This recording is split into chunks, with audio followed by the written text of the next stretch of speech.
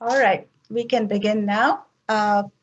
It gives me great pleasure to introduce to you Rick Jones, who is a professor of oncology and medicine and the director of Bone Marrow Transplantation Program, and also the co-director of Hematological Malignancies Program at the Sidney Kimmel at our Cancer Center at Hopkins. To give you a little background, Dr. Jones completed his medical degree at the Temple University School of Medicine and did his residency at the Temple University Hospital, where he was chief resident in internal medicine. Dr. Jones then completed his medical oncology fellowship at Hopkins and was recruited to the faculty. Rick has had a very fruitful and prolific research career. His research is aimed at better understanding the biology of normal and cancer stem cells, with the goal of translating these findings to the clinic in the area of blood and bone marrow transplantations. Many of you may not be aware, but Dr. Jones' laboratory was the one that discovered one of the most commonly used stem cell markers, aldofluor, which identifies cells based on their expression of aldehyde dehydrogenase. And researchers all over the world have used this marker to identify and characterize normal stem cells and cancer stem cells from many types of malignancies.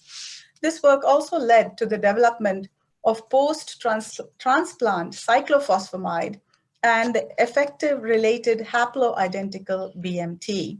So I'm sure he'll talk more about this, and I will leave it up to him to do that.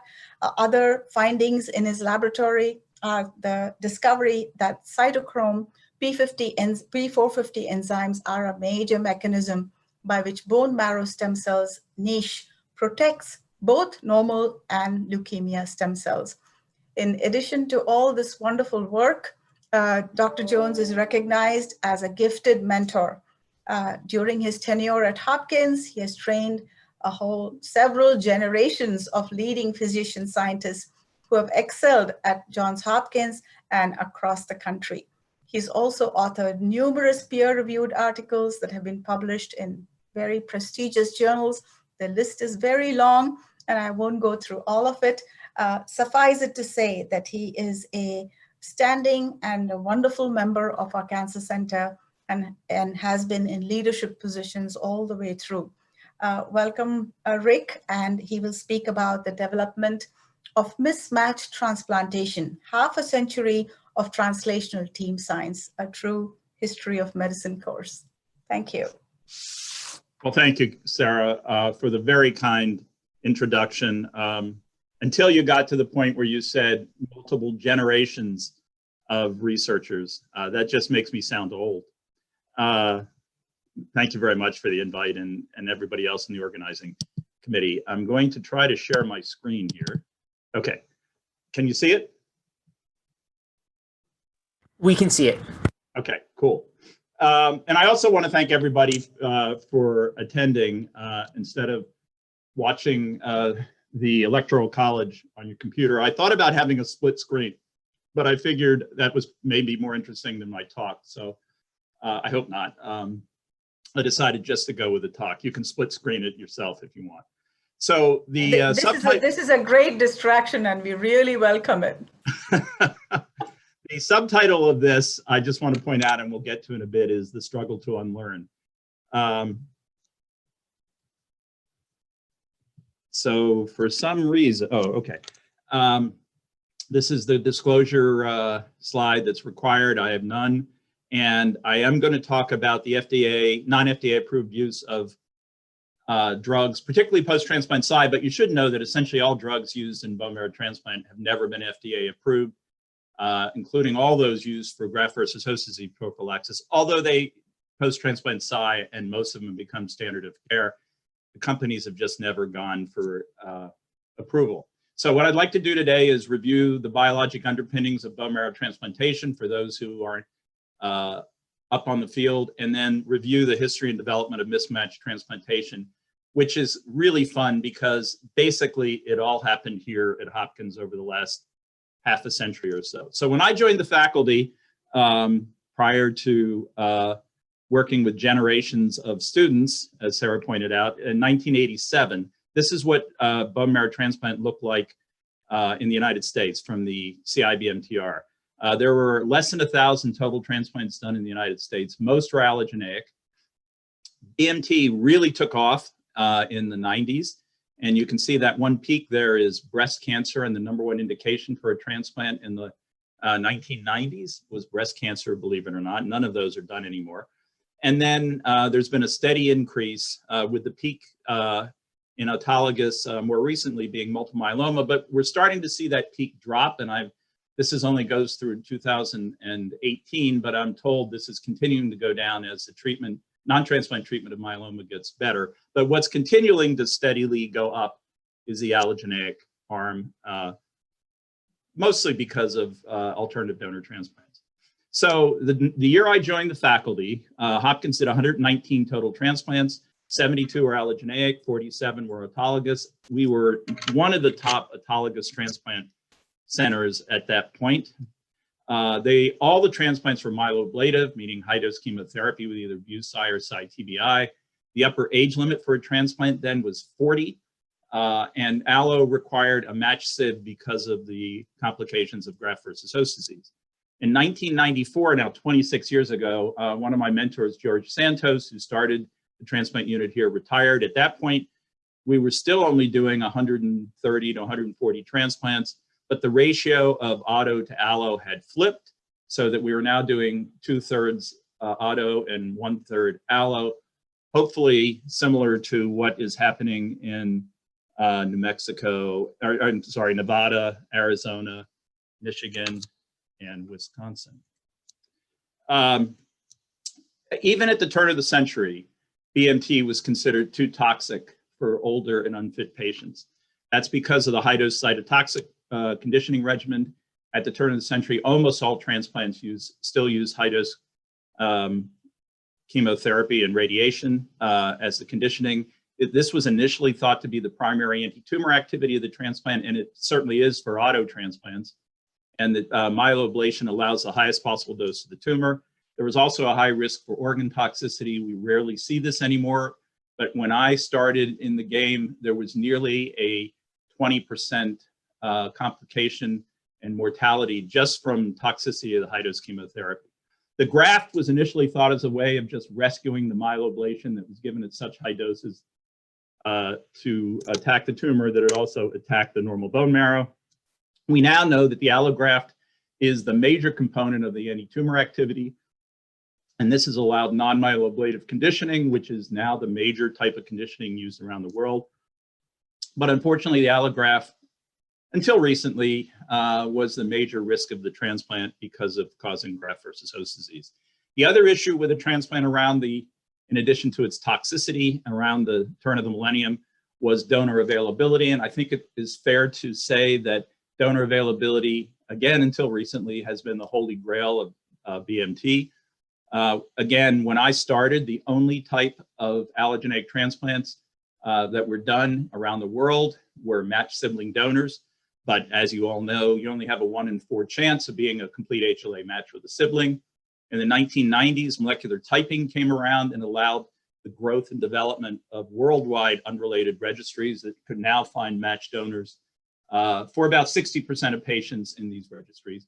But some ethnic groups, African Americans, Hispanics, and as I'll come to in a minute, Southeast Asians, have a limited chance, less than 20%, of finding a match in the registry. Even when a matched unrelated donor, that's what MUD stands for, can be found, a median of 3 to 4 months is required to complete searches that result in transplant, and many, if not most, patients with the diseases that we treat, mostly heme malignancies, don't have the ability to wait that long for a transplant. So today, or this was the last date I have, 2018, where we figured it out, we did 358 transplants, both adults and peds. As you saw, the majority or all of them are myeloablative 25 years ago. Now, almost all our myeloablatives are autologous transplants, and our allogeneic transplants use reduced intensity or non-myeloablative conditioning. Again, we maintain that flip back to the way it used to be. where 2/3 of our transplants are allogeneic and 1/3 are autologous. Of those allogeneics, the vast majority are related half-matched transplants. And that's because most people don't have a matched sibling donor. So what I'd like to do now is go to a patient to use to illustrate some of the rest of my talk. And this is a 72-year-old Vietnamese female who presented with easy bruisability in 2016. She had a fairly classic presentation for AML. She had complex cytogenetics, and it was thought to arise out of MDS. She was induced into a remission with cytarabine and idarubicin in New York City. She recovered normal counts. Her bone marrow showed a complete remission, and she has a healthy HLA-matched 66-year-old sister and a half-matched 42-year-old daughter. She came here because her daughter lived in the area.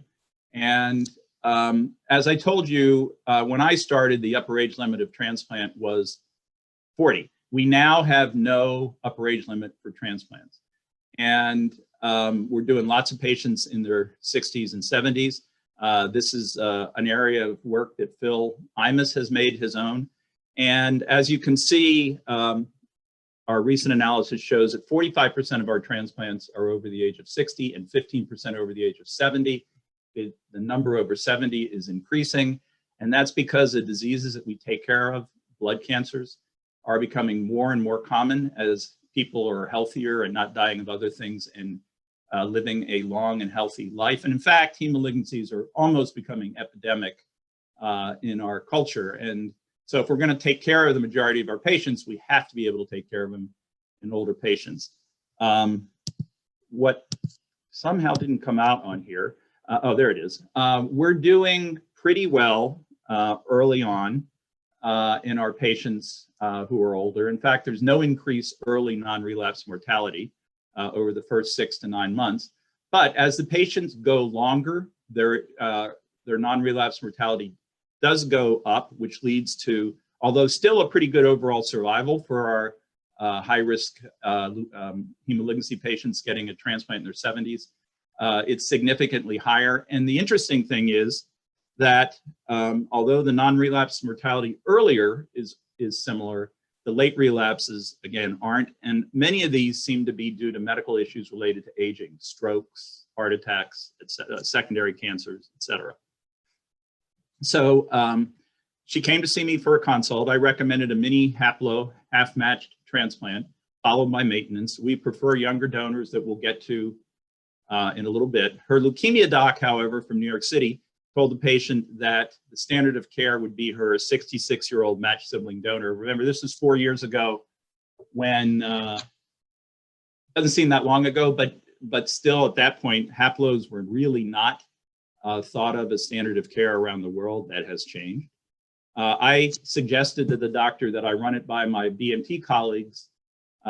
We have an email that we group that a number of the BMT directors ask questions to everybody else on. And I thought they were going to agree with me, but only one did, and the rest said they would use the matched SIB. So I'm a big believer that if your referring doctor wants to do something that isn't absolutely crazy and it's not unreasonable, that we would consider it. So we did.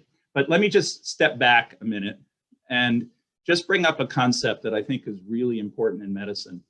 And that is multiple analyses have come up with the same time frame for how long it takes to establish a new standard of care in medicine. And that is 17 years. Lots of people think haplotransplants are a new thing, but actually we did our first one in the year 2000.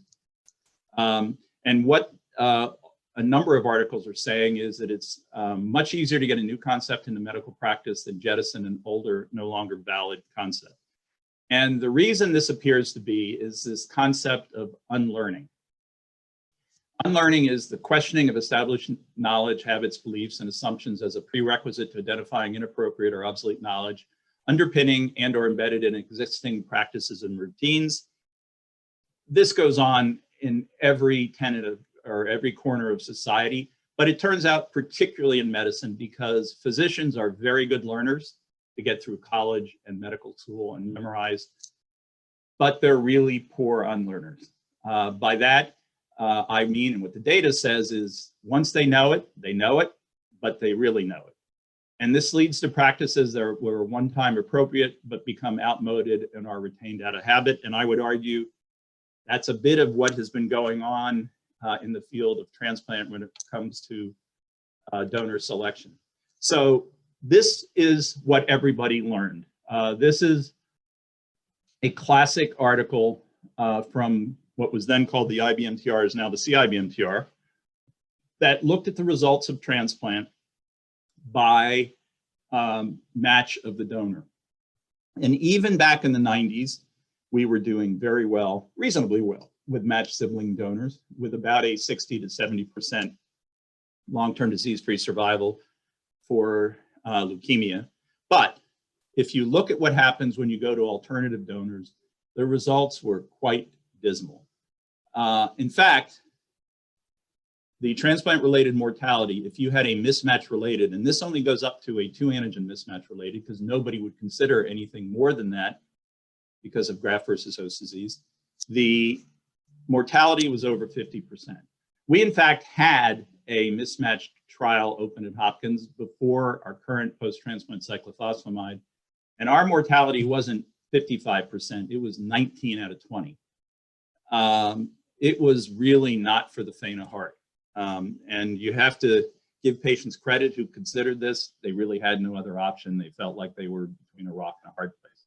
But what's surprising is it wasn't that much better. In fact, the mortality was exactly the same if you had a matched unrelated donor in the early 1990s. And I just want to have you look at the HLA matched sibling donor, the mortality was 21%. So even the best transplants and matched sibling donors were really not for the faint of heart. And this is a fairly classic article that anybody who's interested in the history of transplant should put in their group of articles. It shows where we were and where we've come. So this is what we learned. And today, if you go on lots of websites, you will find exactly this thing said on them. This is the NMDP website, and I also have the NCI website, but you can look at many cancer center websites. They all say the same thing, that what is needed for a successful transplant, and these are on the website today, is a close HLA match, and it's the most important part of the transplant for outcomes. In general, patients are less likely to develop GVH if the donor and patient are closely matched. Well, that was obviously true 20 years ago, but is it true today? It's even in really well-respected articles. So every 5 years or so, this group called the ELN comes out with recommendations of how to take care of leukemia. This is the most recent one that came out. And I'll point out that they say if you have intermediate risk or adverse risk genetic AML, you should have a transplant, but they only say an allogeneic from a match-related or unrelated. This was 2017 when there was lots of data that haploids worked. And they even have autologous transplant in here as consolidation for intermediate risk. And I think it's fair to say that nobody does autologous transplants for consolidation for AML anymore. So we started working up the 66-year-old matched sibling donor. And let me just go to some data that Lukasz Gondek had just come up with. And he looked at our incidence of donor cell leukemia in the transplanted cells, that everywhere was becoming more of an issue. And what he found and others have found, the incidence is a function of donor age. Older patients obviously have older siblings. And in our data, we have about a 10% incidence with donors over the age of 60. And what he published in now multiple groups is that the big risk factor for donor cell leukemia is CHIP or ARCH, age-related or clonal-related hematopoiesis that increases as we age. And often, and in fact, in Lukasz's paper, the donor CHIP was at a level below what we would consider the usual level of detection at 2 to 5%. But clearly, the genetics of leukemia showed it to be from that clonal hematopoiesis clone, if you will. So this data, we hadn't published it yet, or just about to. And so we decided if you were over the age of 60, and now we moved it down to 50, and you were going to have a transplant from a matched sibling donor or an older donor, we would do an NGS to look for clonal hematopoiesis. And this donor had both a TET2 and another IKZF1 mutation. And Lukash will tell you, we just looked at data, and maybe one mutation is not that high a risk if it's TET2 or DNMT3, but 2 mutations, you probably don't want to use that donor because of the risk of donor cell leukemia. So I called back, or I emailed back all my friends, and none of them would have used this donor. And so I went back to the patient and said, we don't feel comfortable using your donor. We'd still like to consider a relative. You have a 42-year-old daughter, and we'll follow it with, I put TKI maintenance, but this person couldn't get a TKI, just maintenance. Turns out that her only child, a daughter, has MS, but she did have 2 grandkids, a 19-year-old granddaughter and an 18-year-old grandson. And we used the granddaughter for a haplo transplant, and the woman's still alive and doing well. So was that the right thing to do? And I think it's now time to unlearn.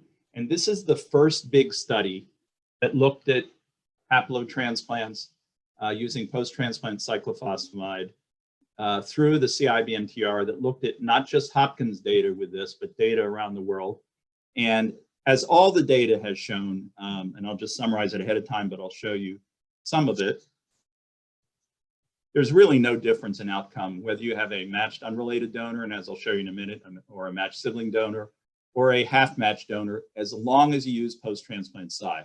But what is even more remarkable, even though the overall and progression-free survivals are not different, the risk of graft versus host disease is actually lower with a haplotransplant. Remember, I told you if you had a mismatch in the 1990s, you had over a 50% chance of dying of GVH.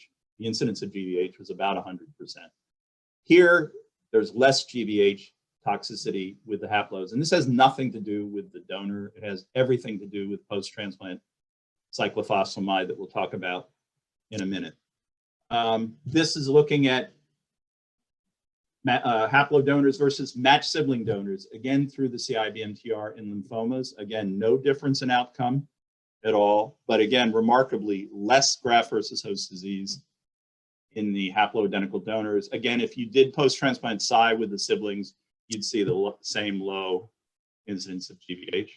This is in Hodgkin lymphoma. This is European bone marrow transplant group. Again, no difference largely in outcomes between haplos, matched unrelateds, and matched sibling donors. If anything, the haplos are a little better in Hodgkin lymphoma. They're certainly better if you look at a blended outcome that includes GVH with overall survival, and the haplos are in the gray. There are groups that haven't sort of embraced haplos yet, believe it or not, who actually think that the type of transplant for Hodgkin lymphoma should be haplos when they don't use it for anything else, that there's some special haplo-Hodgkin lymphoma interaction. I don't think that's true. I don't think this data looks any different really in any disease. Again, this is all about PT-Cy, post-transplant cyclophosphamide, not about the type of donor. You don't have to use first-degree relatives. This is work we published a few years ago. This is looking at secondary-degree relatives like our patient had, a grandchild. Second-degree relatives are obviously grandparents, grandchildren, aunts, uncles, nieces, nephews. They give exactly the same results as first-degree relatives. First-degree relatives essentially have a 100% chance of being a half match. I like to ask students, what's the chance of being a half match with a second-degree relative? And almost always, they say the answer is 25%. The actual answer is 50%, and you can walk through the genetics. So a grandparent has a 50% chance of matching a grandchild. So a lot of our transplants now in patients in their 60s and 70s are using grandchild and grandparents, as we'll get to in a minute. Third degree relatives have about a 25% chance, and we do quite a few first cousin transplants as well. The outcomes are exactly the same as you see with haplotransplants, which are the same as matched CIBs and which are the same as matched unrelated donor transplants. It even works for matched unrelated transplants. So for the rare patient who we can't find a suitable half-matched family member, and these are largely women who develop donor-specific antibodies in utero to their children that cross-reacts because of familial HLA to everybody in the field, everybody in the family, who we don't think we can desensitize. It turns out you can desensitize most of the patients against these donor-specific antibodies, but some you can't. And when they can't, we move to an unrelated. And because can't find unrelateds for 40 or 50% of patients, and lots of the patients in our catchment area, African Americans, Hispanics, we have to look for another source. So we started a clinical trial looking at mismatched unrelateds with post-transplant Cy, and it turns out that these results look exactly the same as all our other transplants as long as you use post-transplant Cy. And the degree of mismatch, just like haplos, doesn't appear to matter as long as you're half matched. There's a larger clinical trial that Javier Bolanos-Mead was the PI for that actually confirmed these results and will be presented at ASH, American Society of Hematology meetings next month. So I told you that post-transplant Cy isn't just for haplos, it also works for matched transplants. This was a clinical trial through the BMT-CTN that Javier also was the national chair for. Again, basically shows that post-transplant Cy wins against both novel GVH prophylaxis and cyclosporin and methotrexate classic. So all the transplants at Hopkins and now at many centers utilize post-transplant cyclophosphamide regardless of the donor. And the ability to have a donor for everybody allows you now to consider the transplants for lots of other indications. An obvious one is sickle cell anemia. And it turns out that post-transplant Cy doesn't eliminate GVH. In fact, we want a little bit of graft versus host disease with our transplants because, as I told you, the graft is what is the major anti-tumor activity, and we don't want to tone that down to nothing. But it turns out that you can actually rheostat graft versus host disease a bit with post-transplant Cy, such that if you add ATG to it, it essentially eliminates graft versus host disease after haplotransplants. So now we can consider this approach for non-malignant diseases, and it is our standard for aplastic anemia and sickle cell anemia. Initially, we published, Javier was the first author, our graft failure rate was high with sickle cell anemia because the patients hadn't had any chemotherapy to sort of soften the marrow, if you will, before the transplant. But if you add either thiotepa to our standard conditioning, which I'll show you in a bit, which Vanderbilt and a consortium they have has done, or increase our TBI from 200 centigrade, which has been our standard, to 400, it lowers the graft failure rate to less than 10%. And most patients are off immunosuppression by 1 year.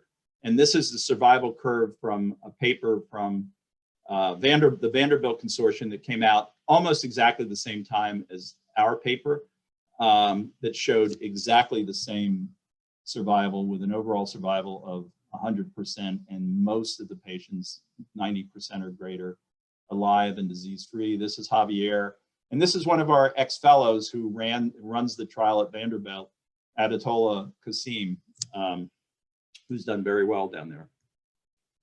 Okay, how did we get to where we are today? That's a little bit of history of bone marrow transplant and what our current results are. And what I'd like to do is actually take a little bit of a walk down memory lane. It's always good to know where we were to help us where we're going. And Obviously, if you don't remember the past, you're destined to repeat it, is a very commonly said adage. So bone marrow transplant started in the 50s and 60s. All the early studies, both in animal models and humans, utilized TBI as a single agent.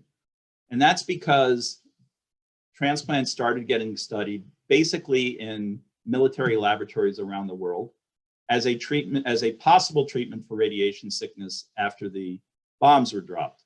It was found that TBI was immunosuppressive and had anti-cancer activity, so it was being studied as a perfect way of treating patients with leukemia and lymphoma. There are lots of issues with TBI, primarily toxicity, again, especially the lungs. It was learned very quickly, well, it actually took a long time to learn that you can't use TBI in a single dose fraction. What is needed to be myeloablative, which is about 1,000 rads, was too toxic. And TBI is now routinely given in multiple fractions. And another major issue was access to a TBI source. This was particularly an issue in Europe. And at Johns Hopkins, when George Santos got here in 1958, there was no TBI source. So George was hired back to Hopkins. He had been a resident in medicine here and went to medical school here, from the Navy labs where he was studying bone marrow transplantation, again, as a treatment initially for radiation sickness at the Naval Labs in San Francisco. And Al Owens was interested in developing a transplant program. Since there was no TBI source, George and Al explored an alternative to TBI as conditioning for transplant. They evaluated the immunosuppressive properties of all known anti-cancer agents at the time. There were 8. And high-dose cyclophosphamide was the most immunosuppressive. It allowed allo engraftment in mice. But importantly, if the graft didn't take, it didn't kill the marrow, and the mouse's marrow recovered, or hematopoiesis recovered. So it was non-myeloablative. And the first 36 transplants at Hopkins between 1968 and 1975 used high-dose cyclophosphamide alone as a conditioning regimen. And they found the same thing in humans that they found in mice. You could get grafts in. Patients died of relapse and graft versus host disease, and a few had graft failure. And when they did, their host hematopoiesis recovered. There was a very high relapse in leukemia, so George added busulfan to cyclophosphamide, and that became the BuCy regimen that for many years was the most used regimen for transplant around the world. As I mentioned to you, most people are now using non-myeloablative regimens, so BuCy usage has fallen off. Because they found it was immunosuppressive as a conditioning regimen, they also thought of it as a way of preventing graft versus host disease. And they did a lot of work in this area. This is their first paper, but they published several, looking again, just like they looked at for multiple different anti-cancer agents that might have activity similar to TBI, they were looking for agents that might prevent graft versus host disease. And that what they found was cyclophosphamide after the transplant, not before the transplant. They were actually using it in both cases. They were using it before the transplant to get the graft in, and then after the transplant to prevent graft versus host disease, was the most effective drug they could find at preventing graft versus host disease, but it was only effective at high doses. Lower doses had limited activity. When I got here, the standard Hopkins prophylaxis for graft versus host disease was cyclophosphamide. But because it was used as a conditioning before transplant and had similar activities to TBI, instead of using the high doses that George and Al found worked in mice to prevent graft versus host disease, they decided to use low-dose cyclophosphamide in a dose similar to the way Seattle had developed for methotrexate, another anti-cancer agent which was found to have GVH preventative activity. And that's what was being used. A randomized trial was started compared to this new drug called cyclosporin for preventing graft versus host disease. And in that randomized trial, cyclosporin won. And from about 1987 until 2000, when we did our first post-transplant PSI patient, post-transplant PSI basically died. A few other pieces of the story, though, are important. So in 1997, Bruno Speck had a horse and it died. Why is that important, you probably ask? Well, it turned out that the treatment of choice for severe aplastic anemia was, in the 70s even, a matched sibling donor transplant if you had a matched sibling donor, and it was pretty effective, or ALG, which is essentially the same as ATG, if you did not have a matched sibling donor. And ALG was pretty effective. It turns out that all the ALG around the world came from this one horse volcano. And when it died, he moved to another horse, and the ATG ALG was no longer effective. Now, nobody would ever do that today. We know that there are batch differences, and they would use multiple horses or rabbits to get their ATG, but that wasn't known back then. So there was no treatment other than steroids for aplastic anemia back then, and they didn't work very well. So Lyle Sensenbrenner, who I actually trained with in the lab, started a clinical trial in 1978 based on an observation that he and George made that some of the patients, they didn't have the exact numbers because they didn't do chimerism well, but it was probably around 10 to 20% of the patients who were cured for aplastic anemia with high-dose cyclophosphamide, which is the conditioning that everybody was using at the time, actually were cured with host recovery. And both Seattle and Hopkins published this around the same time. So Lyle said, if they don't have an HLA identical sibling and we don't have ATG, let's give them high-dose cyclophosphamide without the transplant. And this was an ongoing trial when I got here, and it was pretty brutal. 10 patients were studied on the trial. It ended in 1986 when Lyle left to go to Detroit because George was told that we were using up all the blood supply, platelets, and red cells for these aplastic anemia patients, and we had to stop it. Rob Brodsky joined my lab as a postdoc in '94 and was interested in a clinical aplastic anemia project because he had been studying PNH and aplastic anemia at the NIH. And I knew that some of these patients had actually done well. In fact, the cover of the Aplastic Anemia Foundation was a young girl that we had treated, and she was on the cover of their flyer for, I don't know, 5 or 7 years. And I knew that this patient, because we had treated her, had not had a transplant, even though they said she had a transplant. She had had just high-dose cyclophosphamide. So Rob decided to go back and look at these 10 patients, and all of them had 10 years of follow-up, and unbelievably, 7 of the 10 were cured of their aplastic anemia. So this was a really unbelievable trial that Lyle started back in 1978 to give 4 doses of Cytoxan without a transplant, but it worked. So Rob restarted this trial, and this was our primary way of treating aplastic anemia from about 1995, I would say, until 5 or 8 years ago.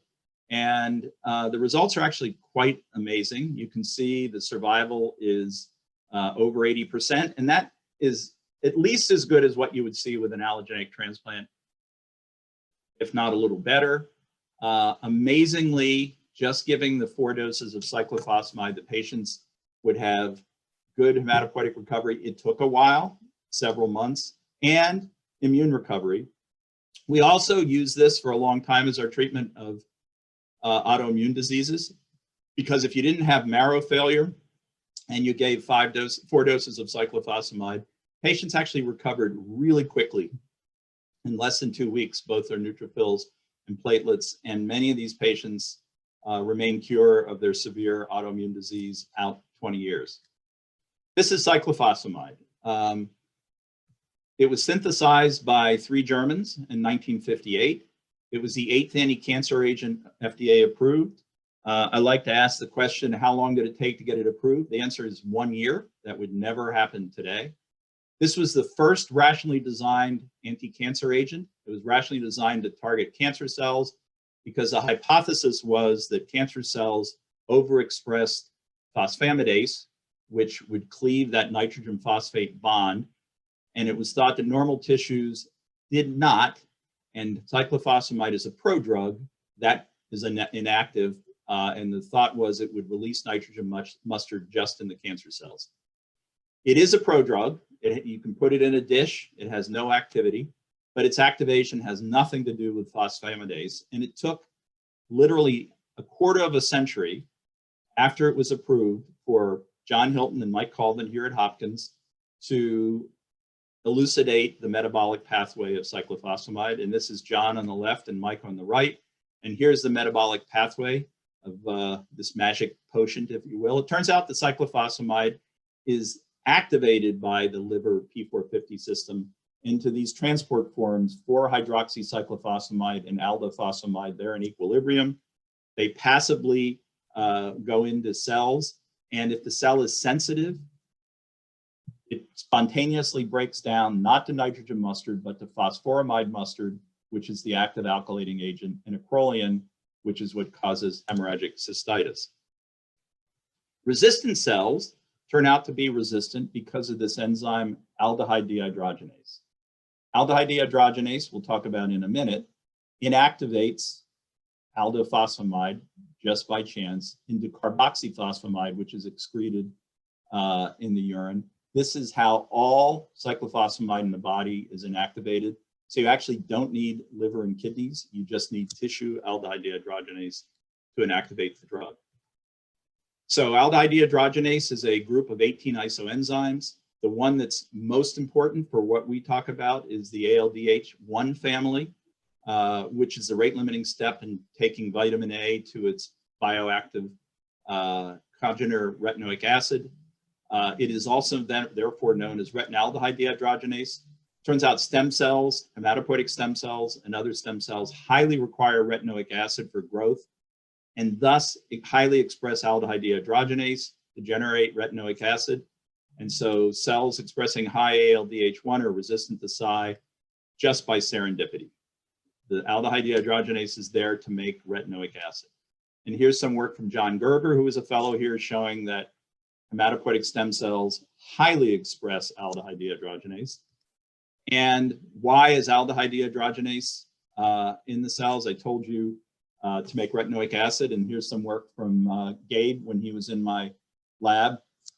And what he found was if you do an unbiased pathway analysis of genome-wide microarray in hematopoietic stem cells versus progenitors, you see that the hematopoietic stem cells highly express ALDH1A1 and retinoic acid alpha receptor, but the downstream components of the retinoic acid pathway are off. So this is his classic article showing that this is because stem cells live in a really cool microenvironment.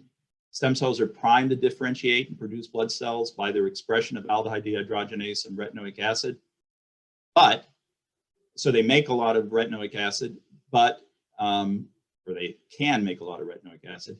The niche contains CYP26, which is the main enzyme that inactivates retinoids, and it maintains a retinoid low environment that keeps stem cells quiescent, doesn't allow them to differentiate, and promotes stem cell self-renewal. Chris Conakry, when he was in Leo's lab, found that not only hematopoietic stem cells highly express ALDH1, but so do memory T cells. And if you look at naive T cells, the reason cyclophosphamide is immunosuppressant is it's very active, more active than other immunosuppressants. You can see here, mefosfamide is an activated form of cyclophosphamide. But if you look at the memory T cell fraction, they're actually quite resistant to cyclophosphamide, and that's because they also express aldehyde dehydrogenase, because in fact they are stem cells. And all stem cells need retinoic acid for growth and highly expressed aldehyde dehydrogenase. So in the late 1990s, when Leo Lesnick was in Ephraim's lab, they basically re-looked at the experiments that Santos and Owens did, but we had a lot more information at that time. As I showed you, we knew from both the lab and clinical data that stem cells were resistant, so we weren't so scared of post-transplant Cy, and they showed in a mouse model that high-dose cyclophosphamide allowed engraftment after transplant while preventing graft versus host disease after haplotransplant. And this collection of preclinical data and clinical data allowed us to do the clinical trial that George actually wanted to do, but was scared of cyclophosphamide, and that's used post-transplant cyclophosphamide to prevent graft versus host disease and allow mismatched transplants. So this is Paul O'Donnell, who was the PI of the clinical trial that we put forth. It was initially developed as a phase 1 trial. And again, it was based on the fact that cycling alloreactive T cells are maximally sensitive to Cy. That's the T cells on the left that I showed you from Chris Kanakri's work. And alloreactive T cells will be maximally stimulated early on after transplant, while stem cells and memory lymphocytes will be resistant during allowing rapid hematopoietic reconstitution. Again, this is largely because they're quiescent and they highly express aldehyde dehydrogenase. One of the main reasons that post-transplant Cy and haplos took off is around the world is Paul O'Donnell actually left here and went to Seattle at the Fred Hutch, and he convinced them to start doing post-transplant cyclophosphamide and haplotransplants there. So is post-transplant Cy a game changer? I would say unquestionably. And I think finally unlearning has been accomplished, and it took, like the data suggests, about 17 years. Everyone now has a donor. HLA match is no longer key. Mismatched donors give similar outcomes to matched donors. In 2020, I think it's fair to say that no one in need of a transplant should ever be denied a timely transplant for lack of a matched donor. I just verified this with Catherine Yarconi, our lead BMT case manager. We have not denied a bone marrow transplant that she or I can remember in 5 years because they didn't have a donor. The transplant-related mortality is approaching 5% in patients under 60. As I mentioned, it's higher as you get older, but still acceptable if you use non-myeloablative conditioning, and the vast majority of our patients get non-myeloablative conditioning. It turns out that the only donor characteristic that's important is donor age. And this is some work from Amy DeZern and Ravi Brandon, and I couldn't find a picture of Hwal Ling, but she's been very key to this. This has just been submitted to the transplant meetings, and we're about to submit it for publication, and it's really cool. What it shows is, regardless of the age of the patient, you can see increasing donor age. The most important, in fact, the only characteristic of the donor that affects outcome is donor age. And again, if you look at it here, I'll just explain. This is the effect of donor age in patients in age 70, age 50, age 30. So if you are age 60 or 70 and you have a young donor, you do actually better than a patient age 30 who has an older donor. The CIBMTR has looked at the same thing in unrelated donors and have found exactly the same thing. So I'll just finish with, I think that allo-BMT could be considered the ultimate immunotherapy. It was the first effective immunotherapy, may still be the only curative immunotherapy. Perhaps it's not as sexy as shiny new cars, but it's cheap. It's cheaper than most of the new drugs being approved. And it's so well tolerated and so relatively inexpensive that I think it now can be considered a platform for all novel therapies. And it turns out that a new, young, non-tolerant immune system should, and I'll show you some data that suggests that it does, facilitate other treatments that could be used as maintenance therapy after the transplant. I'm going to show you data with TKIs, but we also are studying various immunotherapies, BiTEs, activated T cells, NK cells, immune checkpoint inhibitors to work with the new immune system. And it also allows us to think about using it as a platform for solid tumors. There are lots of studies with transplanted solid tumors in the 70s and 80s. They basically went away because it didn't work. But if you combine it as a platform for helping other agents to work, it might now work. And we have an active clinical trial in prostate cancer, one in pediatric sarcomas, and hopefully one that'll open soon in HPV cancers.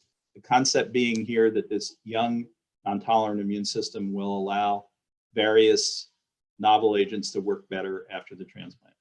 So here is the first or second evidence that this is true. So this is a slide that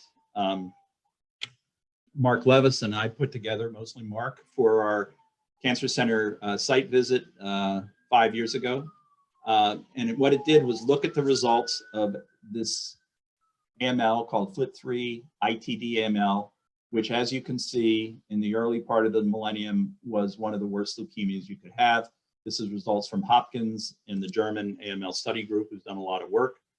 When transplant was added, and it took a while to convince people, including Mark, that transplant should be standard of care, you can see that the cure rate went up from 10% to about 40%, and transplant became standard of care. But a number of places, particularly Hopkins and Boston, started looking at using TKIs after the transplants. This is FLT3 TKI. Now, without a new immune system, FLT3 TKIs do not cure FLT3 ITD AML, but it looks like with a new immune system, they're actually quite active. And I think most places now think that patients with FLT3 ITD AML, instead of having a 5 to 10% long-term disease-free survival, can expect a 75 to 80% long-term event-free survival. And this led to a cool international trial that Mark was the PI for, that just finished a couple months ago, and that hopefully will verify that this is the way to go moving forward. This was done at most of the major transplant centers around the world. And this is work that John Webster just had accepted for publication that looked at our results using BCR-ABL TKI after allogeneic transplant for Philadelphia chromosome positive ALL. So Philadelphia chromosome positive ALL was incurable without a transplant, but the cure rate was down around 25%. When we started adding a TKI to it, these are the results that we started seeing. And now with a second generation TKIs, this is mostly the dasatinib, our 5-year relapse-free survival, and you can see nobody's relapsed after 2 years, is 84%. And it turns out that non-myeloablative conditioning does better than myeloablative conditioning, which still is a little bit of a controversy in the field. We think the reason for this is that it's less toxic, obviously. And when you have an effective post-transplant maintenance, you don't need any of the added anti-tumor effect of the myeloablation. Plus, you're more likely to get to the post-transplant TKI if you have non-myeloablative conditioning. So I'll just finish with the Hopkins order of priority for donor. And the first thing that we use is health of the donor. The degree of match, as long as it's half, is no longer considered, with second-degree relatives and mismatched unrelateds doing just as well as first-degree relatives. We do take into account donor, anti-HLA donor-specific antibodies, as I mentioned to you. We try whenever possible to use a related donor because it turns out it's cheaper when you don't have other people shipping around the products. The timing is better. Most family members are willing to donate at any time, and you control the entire product from start to go, which is a big deal. Donor age is our major reason for prioritizing a donor, and we prefer the youngest adult size donor. Hence, as I showed you from those curves from Amy and Hualing and Ravi, we're doing a lot of grandchild and grandparent transplants. We started all these haplotransplants with bone marrow because bone marrow is associated with less graft versus host disease because it has less T cells in peripheral blood. And we wanted to show that we could do these half-match transplants without GVH. But what we've learned is there are some transplants that seem to do better with peripheral blood, both because you're getting more graft versus host disease and more anti-tumor effect, and because you can get more hematopoietic progenitors. And so we use peripheral blood for MDS, myeloproliferative neoplasms, AML out of MDS, and bone marrow for everything else. And nothing else really matters when it comes to donor selection. There may be genetic indications moving forward for picking a donor. We do have a clinical trial that Rich Ambinder runs looking at CCR5 delta 32 homozygotes for HIV. And people have kicked around looking at cure mismatches as a reason to pick donors, but really nobody knows how to do it at this point. So I think that the development of post-transplant cyclophosphamide and haplotransplants is a great example of 50 years of translational research and team science. I would also point out that this was almost all funded by one PO1 that George had initially, and I've had since he retired. We have had some ancillary RO1s that looked at it, but if we were waiting for a drug company to help us with this, since cyclophosphamide has been off patent for 40 years, we'd still be waiting to try to do this. So I like to show this slide to our NIH colleagues about why they should keep funding us. And I'll stop there. Thank you very much, Rick. That was a very informative and really told us about the history of BMT in good detail. I'll start off the questions by asking you, in fact, two questions. One is regarding the use of the aldehyde dehydrogenase that is activity that is present in stem cells. So that brings us to mind retinoic acid, and why is it that retinoic acid therapy is lagging behind so much and has so little interest from the pharmaceutical companies? And the second question I have, and was very impressed to see that your TKIs work better when you had a new immune system. So the question came up in my mind, in breast cancer, is it that the cancer is not cold, but the immune system is? And I wondered whether you could comment on these. Yeah, so for the first one, you're absolutely right. When I started in the 80s, retinoids were the thing in cancer therapy. Everybody thought that they could be used to differentiate tumors, and they fell completely out of favor, except, as we know, in APL. Gabe, who's up in my left-hand corner, I don't know where he is on yours, you gave me credit for identifying CYP26, and I'll take some credit for it. It was in my lab, but it was actually Gabe who did the work as a postdoc, and he believes that retinoids are going to come back. We just have to know how to use them, and that the main problem with it is that our microenvironments are built in such a way to inactivate the drug. So if you can overcome the inactivation of the microenvironment by using retinoids that are resistant to CYP26, for instance, or possibly an inhibitor of CYP26, he thinks these will be really potent anti-cancer agents. As far as your next question, this is one of my favorite topics. Most immunologists, my immunology friends, will tell you that the immune system doesn't work because it's the immune system's fault. And for sure, that's part of it. Cancer cells can make agents and cytokines that inactivate the immune system and can hide. But if you think about it, you had to start with one cell. It's hard to imagine that that one cell was invisible to the immune system, or that the immune system was cold to that one cell. I actually think that for a cancer to start out, the cancer has to be cold, not the immune system. And there are lots of ways that happens, not the least of which I think most mutations that cause cancer either are normal, the cancer overexpresses a normal mutation, so can't see it, or they're actually completely cold. BCR-ABL was thought the Philadelphia chromosome would be the perfect immune target. It turns out immune systems can't see it.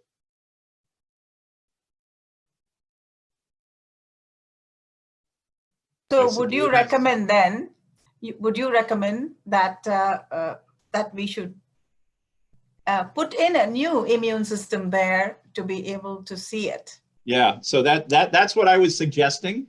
And we have a whole project in the current BMT program project that's looking at exactly that in solid tumors. And, you know, we can do a transplant for a lot cheaper than any of the new agents cost now. So, you know, that's my dream, that it'll be a platform for a lot of novel therapies, but we'll see. Gabe? Any more questions, folks? So if I can be a little bit provocative, so we've heard all about how great cyclophosphamide is, and I think it's a phenomenal drug, not only because it's cheap, it's easy to give. You can do this essentially in any hospital, including in Romania and other places, and it's been widely accepted.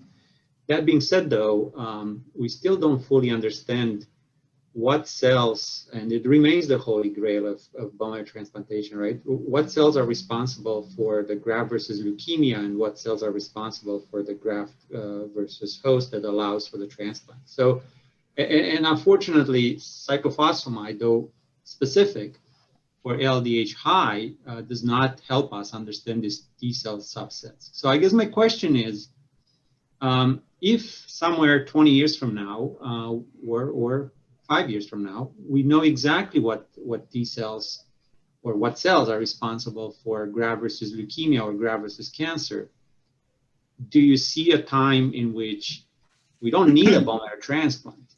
We need just some sort of a transient or more long-term immune cell transfer? Or so I agree. Yeah, so I agree with you that the other holy grail, in addition to finding an acceptable donor, was trying to separate GVH from graft versus tumor effect. I don't think it's holy grail anymore, because I don't think you can do it. I think most people in the field think they're exactly the same, and any advantage of graft versus host disease as an anti-tumor effect is because some tumors seem to be a little bit more sensitive to the alloreactivity than the normal tissues. I think the only advantage that we get with post-transplant Cy along those lines is a little bit of a rheostat. So we like to say that a little bit of graft versus host disease is good and a lot is bad. And just by luck, we've been able to turn that rheostat a little bit so that we're getting much milder cases of graft versus host disease with post-transplant Cy than we got without it. But I don't think there is a magic T cell subset. I know Leo and others may disagree with me, but I don't think there is a allo-reactive tumor cell that's different from the allo-reactive cells against normal tissues. That's why I think where we're going to really see the bang for the buck is combining the new immune system with other agents. And, you know, some of the, the data in Philadelphia chromosome positive ALL and FLT3 ITD AML is actually spectacular. Using agents that aren't curative by themselves with the old immune system seem to be with the new immune system. We have emerging similar data using blinatumomab in CD19 positive malignancies. So I think that's where I see the field going, is to take advantage of this new immune system. I don't think there's a special cell in there that's going to work, but that's my bias. Thank you. Are there any more questions from the audience? There are a few comments in the chat box congratulating you on a great, excellent summary and a great lecture, Rick. So if there are no more questions, I'll thank you very much for that wonderful talk. Thanks, Sarah. See ya. All right. Bye-bye.